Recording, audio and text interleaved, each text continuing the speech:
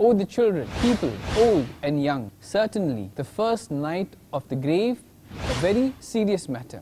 The Holy Prophet ﷺ sat at the edge of the grave and cried so much that the soil became wet. Then he ﷺ said, make preparations for this. Whenever Amirul Mu'mineen Sayyidina Uthman Ghani radiyallahu ta'ala anhu, the first stage of the afterlife is the grave. If the deceased attains deliverance at this stage, then the subsequent matters are easy. And if he does not win any deliverance at this stage, then the matters after it are more severe. By the grace of Allah, Attar is my guide.